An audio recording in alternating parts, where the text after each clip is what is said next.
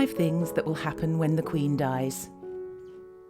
It is no secret that the passing of Queen Elizabeth II will create a whirlwind of media attention across the United Kingdom and the rest of the world. The Queen has been sitting on the throne for 68 years, which makes it the longest reign of any monarch in British history. Even though her mother's side of the family has a history of longevity, her mother lived to be the age of 101, it is nonetheless a topic that becomes more and more relevant given the advanced age of the beloved monarch. Here are the 5 things that will happen when Queen Elizabeth II dies. Number 1. Operation London Bridge. London Bridge is falling down. Oh no! Has the tragic British nursery rhyme finally come to life? Wait, there's an actual London Bridge? Of course there is. Well, the answer is yes and no. It's complicated, but that'll be for another topic. London Bridge is down are the words that will likely be uttered on the day of Queen Elizabeth's passing by the Right Honourable Edward Young, Her Majesty's private secretary. The phrase will be delivered directly to the Prime Minister of England to trigger Operation London Bridge. As much as it may sound like a questionably less exciting sequel to the Hollywood blockbuster London Has Fallen, the phrase in a real-life codename that refers to the plan of action for the events that will follow the demise of Queen Elizabeth II.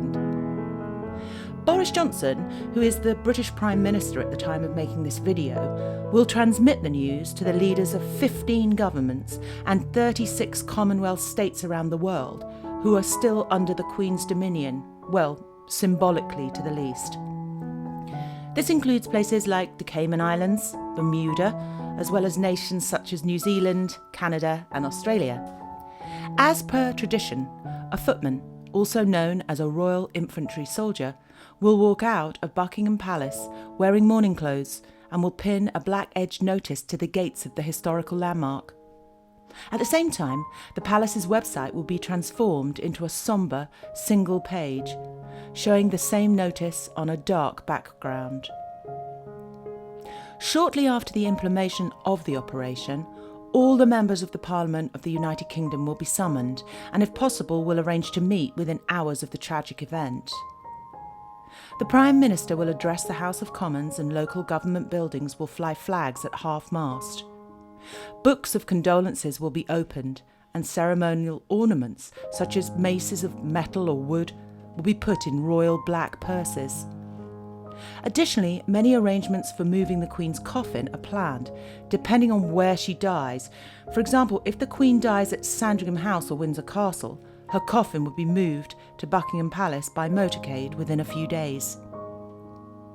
If the Queen happens to be overseas at the time of her death, her coffin will be brought by No. 32, the Royal Squadron, to RAF Northolt, Royal Air Force Base, and then by Royal Hearse to the Palace.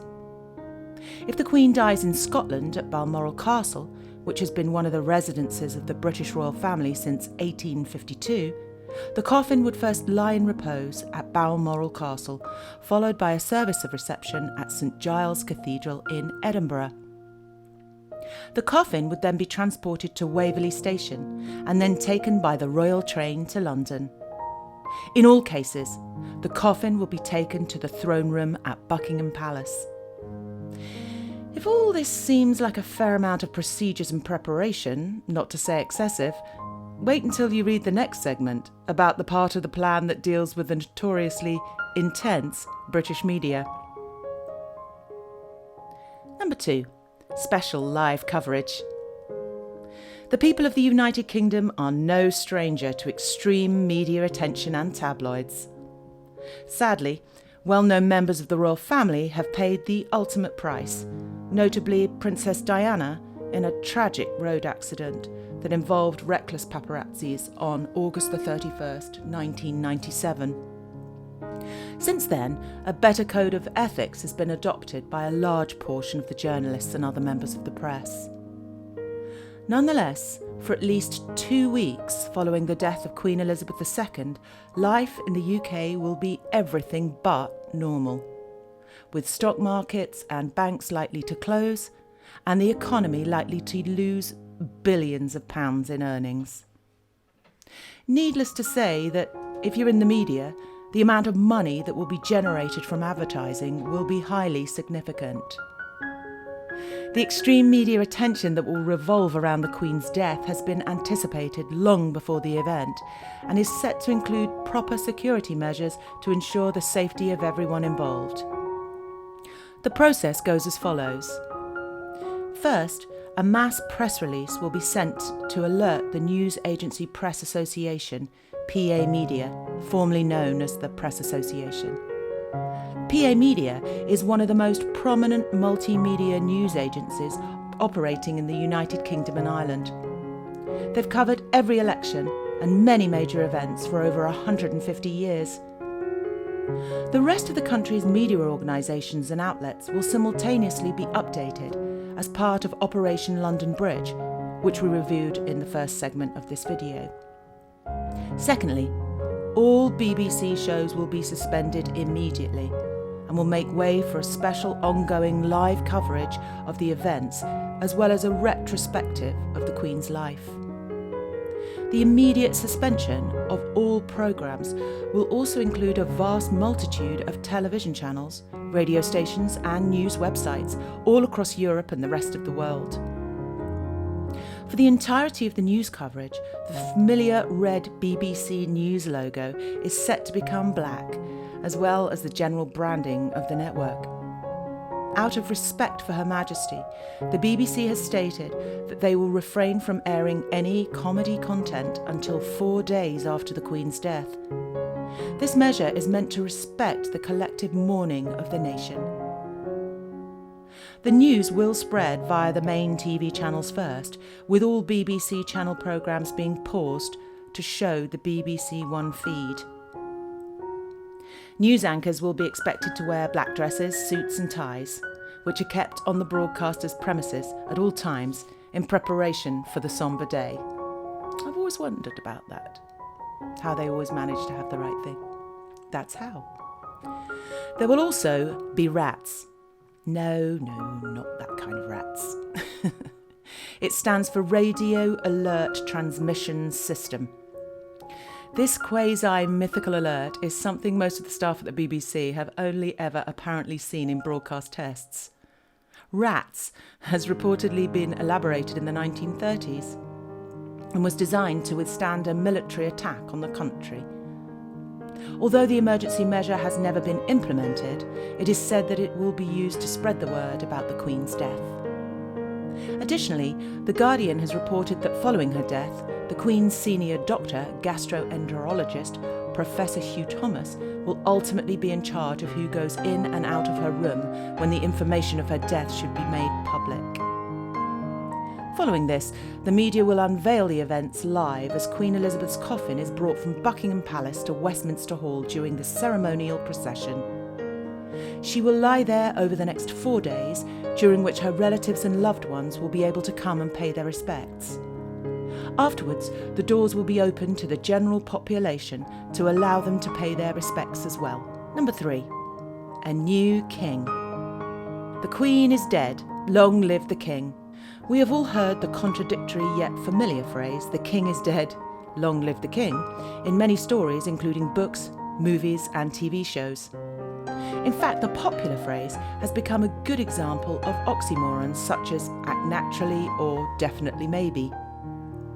It is worth mentioning that the latter also happens to be a hit album by Manchester's infamous Gallagher brothers of Oasis, as well as a notable British rom-com. During the French monarchy, the death of the king, most dramatically at the death of Louis XIV, the phrase would be announced simultaneously with the pronouncement of his successor's accession.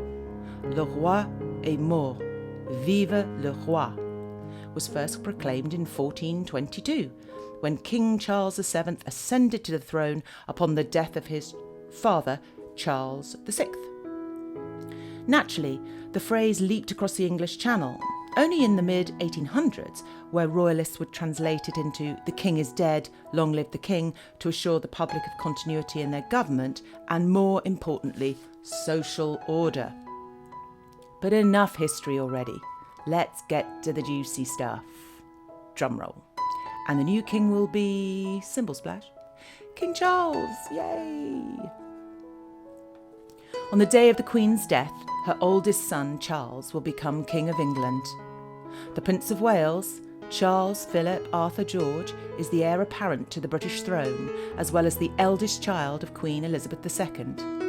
His title is, take a deep breath, this is a mouthful, His Royal Highness Prince Charles Philip Arthur George, Prince of Wales, Earl of Chester, Duke of Cornwall, Duke of Rothesay, Earl of Carrick, Baron of Renfrew, Lord of the Isles, and Prince and Great Steward of Scotland.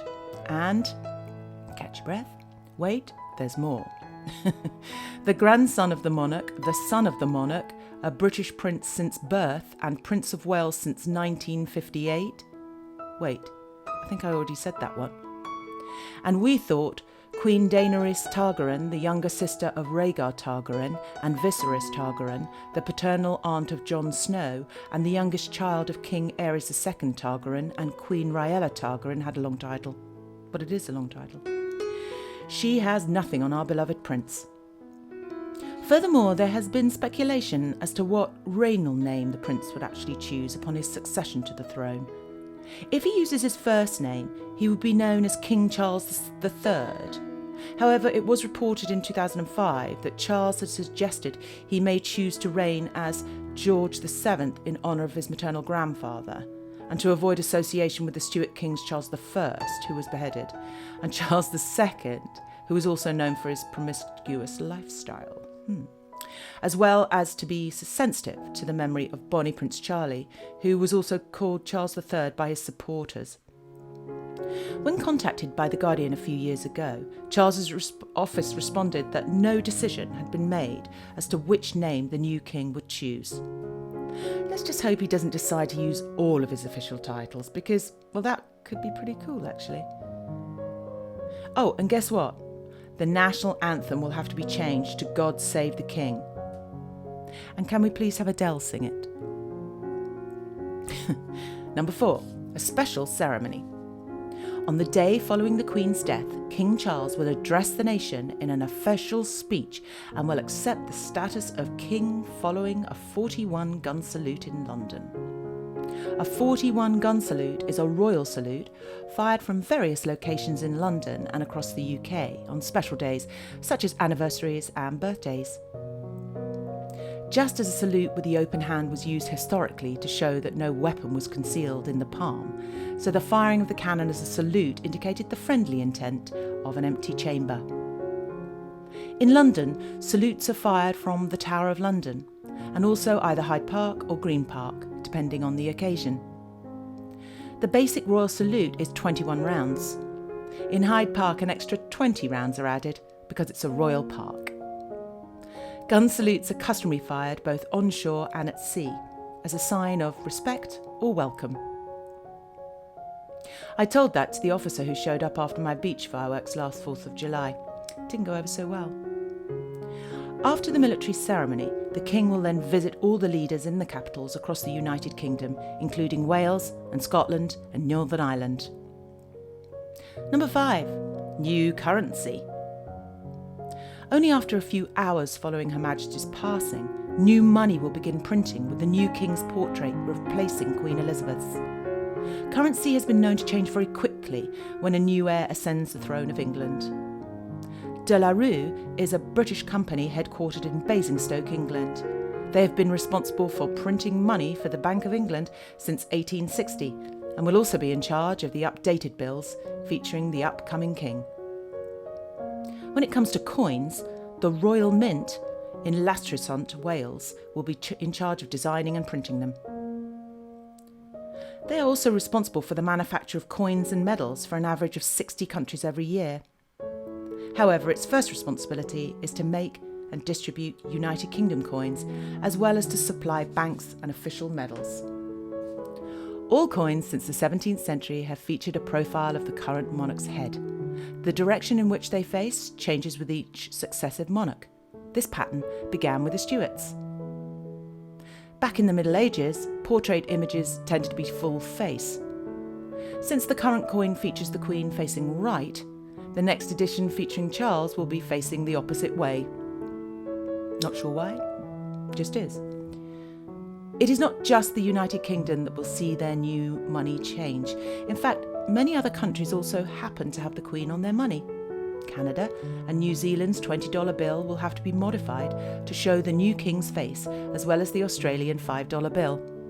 The same will happen for stamps, passports, and police and military uniforms. That being said, if you're not quite ready to see banknotes with the image of Charles on it, have no fear, because the old banknotes will still remain in circulation until they're worn and unusable. Thanks for watching, and make sure you subscribe to our channel for more content.